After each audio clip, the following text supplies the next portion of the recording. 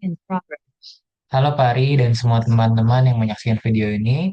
Perkenalkan, nama saya Marcelo Putra dengan NIM 2022011005. Nah, di tugas pertemuan 4 mata kuliah Tata Kelola Perusahaan dan Manajemen Risiko, di sini untuk tugas utamanya yaitu menganalisis penyebab utama kegagalan manajemen perusahaan. Oke, jadi untuk di sini saya bagi ke dalam tiga bagian untuk penyebab utamanya.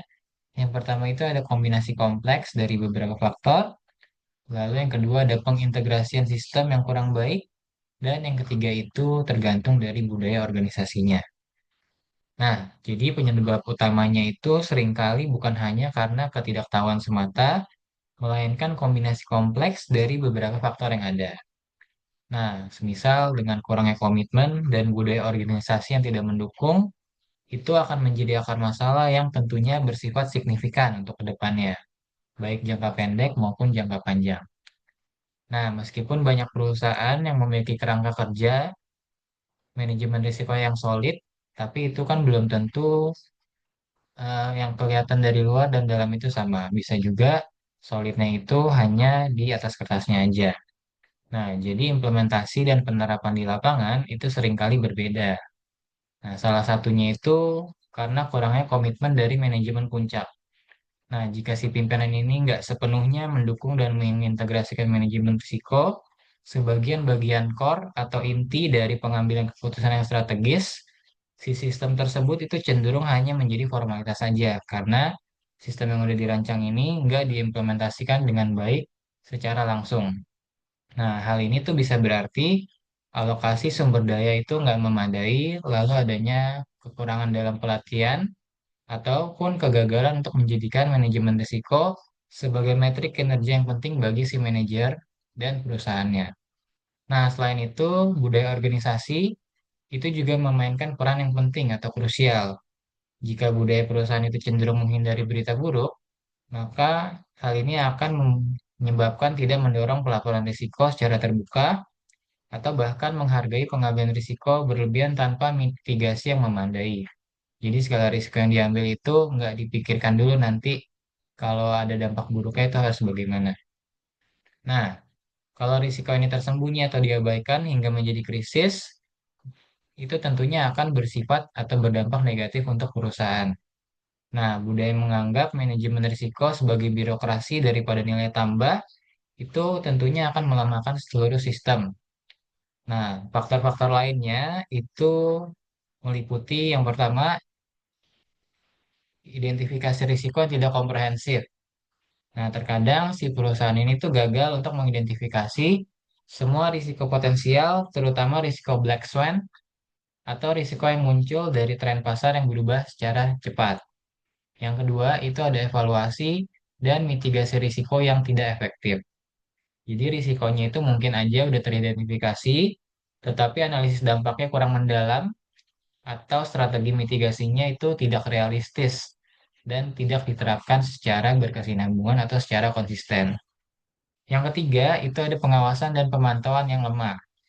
Jadi sistem manajemen risiko yang tidak dipantau secara berkala atau enggak memiliki mekanisme pelaporan yang real time, itu akan gagal menangkap perubahan atau memburuknya risiko.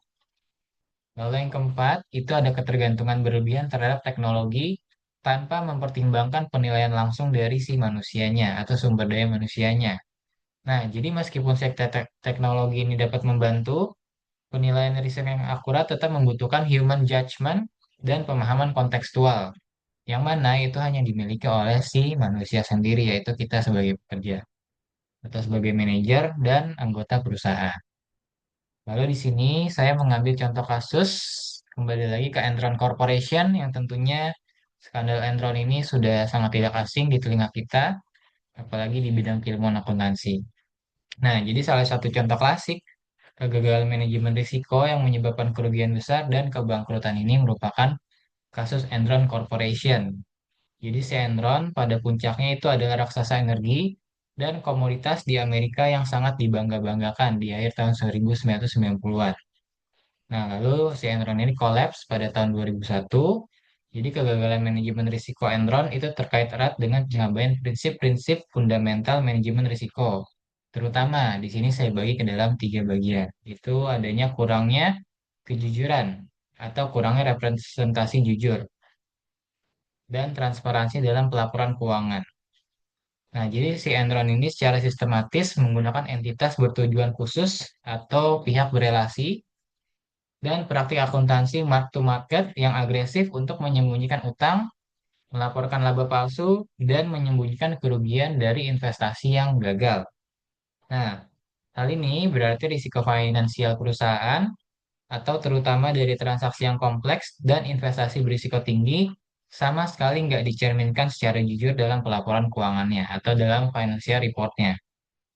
Nah, prinsip manajemen risiko yang diabaikan di sini adalah transparansi dan pelaporan risiko yang akurat kepada stakeholder atau pemangku kepentingan. Nah, jadi mereka ini nggak hanya gagal untuk mengidentifikasi dan mengelola risiko, tetapi juga secara aktif menyembunyikannya, yang mana hal ini tentunya melanggar prinsip manajemen risiko. Yang kedua, itu kurangnya budaya pengendalian internal dan integritas.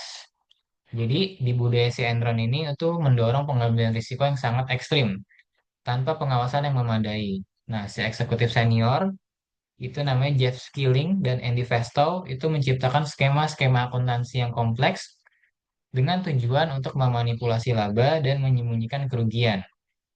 Nah, Dewan Direksi dan Auditor dari Arthur Anderson itu gagal melakukan pengawasan yang efektif.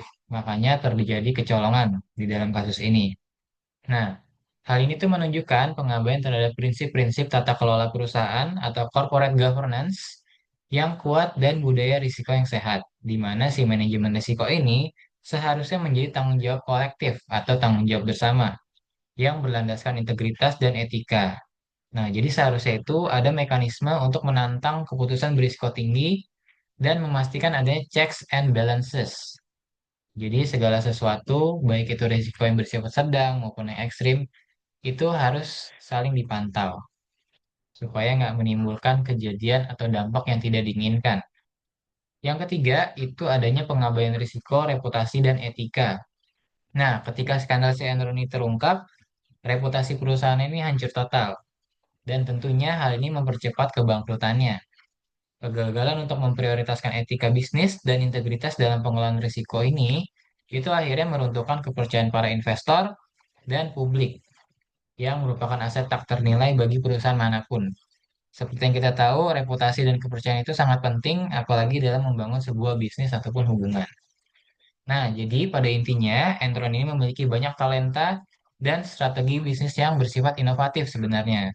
Tapi keruntuhannya ini itu merupakan bukti nyata bahwa bahkan perusahaan yang paling cerdas pun dapat hancur atau kolaps jika manajemen risikonya ini cuma bersifat di atas kertas dan tidak diintegrasikan secara mendalam ke dalam budaya perusahaannya.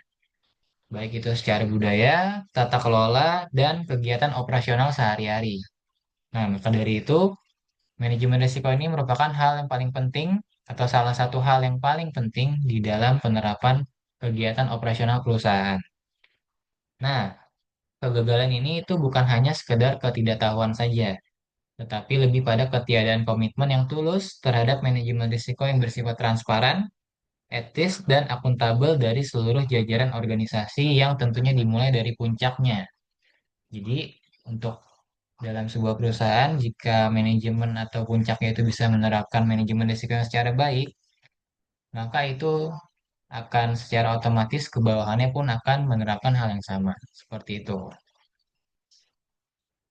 Oke, mungkin sekian presentasi dari saya. Apabila ada kekurangan maupun salah pengucapan kata, mohon dimaafkan. Terima kasih.